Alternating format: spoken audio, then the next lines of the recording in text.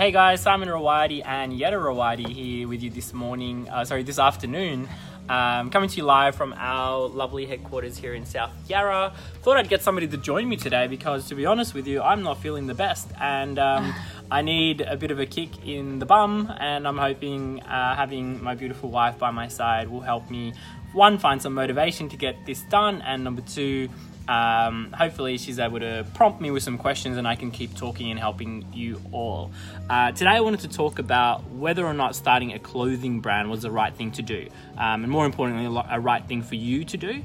And I wanted to share a bit of a story about how I personally got clear on what I wanted out of my life, particularly when I was working full time, and of course having my wife here next to me. Perhaps you can share something as well and let us know how this kind of went in line with the things that you were looking to do in your own life. And of course, if not, you can just help me talk. I'll just sit here. Yeah, and just sit there and nod and smile at me because that helps a lot. All right, guys, so let's talk about whether or not a clothing brand is right for you and whether or not this is something you could do or should do long term. And this can apply to not just the clothing brand, but really anything or any business.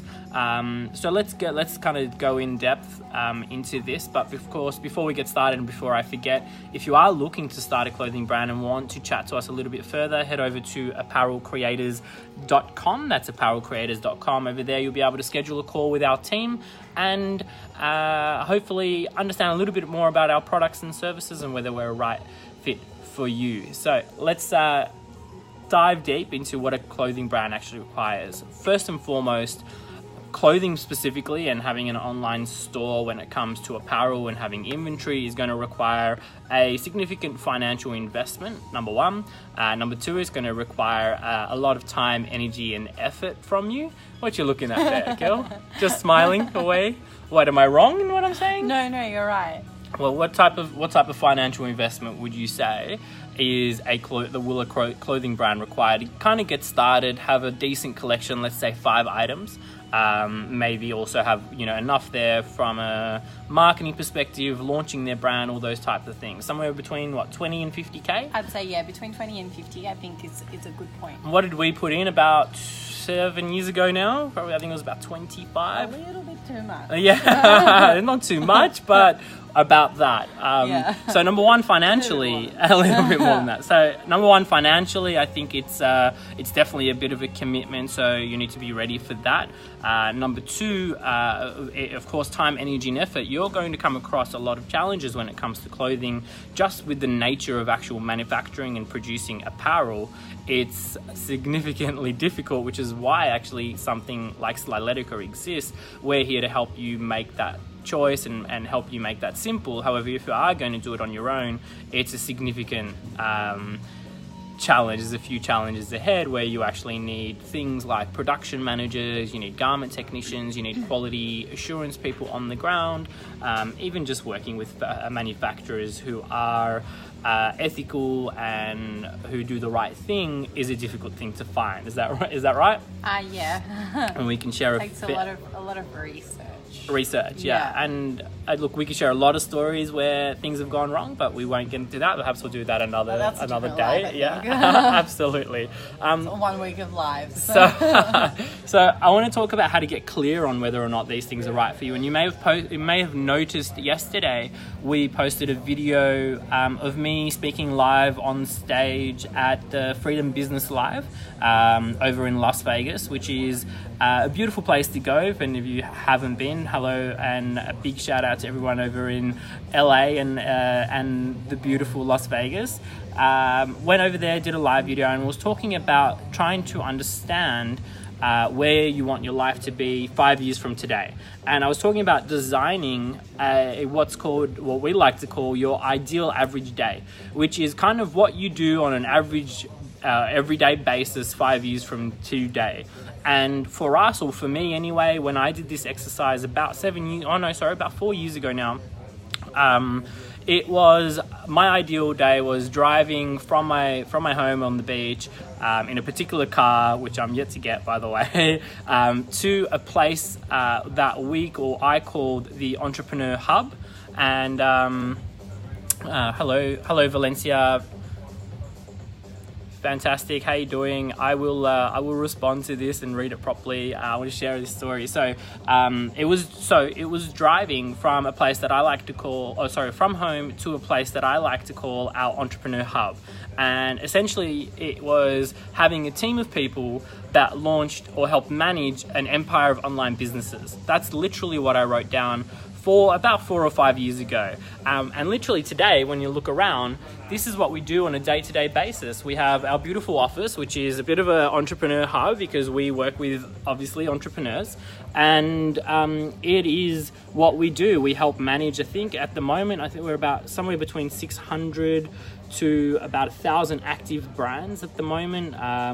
Often a lot of those, so about 600 to about 1,000 active labels. So we're kind of really managing an empire of online brands. And for me, I chose online because there was an element of time and freedom to work from a laptop wherever we wanted to be. And obviously we have our space here, but at the same time we can run our business from our laptop, and our team can be offsite and also run and work with our clients and our customers from a laptop. So the elements that I wrote down about 5 to 6 years ago have generally in most part come true and come alive. And when I was able to get clear on what I wanted to do, we started making the decisions to actually point us in the direction and making the right decisions. And it does take courage to actually make the right decisions and be able to, spend the time to be able to make decisive decisions that point you in the direction of where you want to go. It does take a bit of courage, but it's quite important that you get clear on where you want to go, particularly when it comes to a clothing label.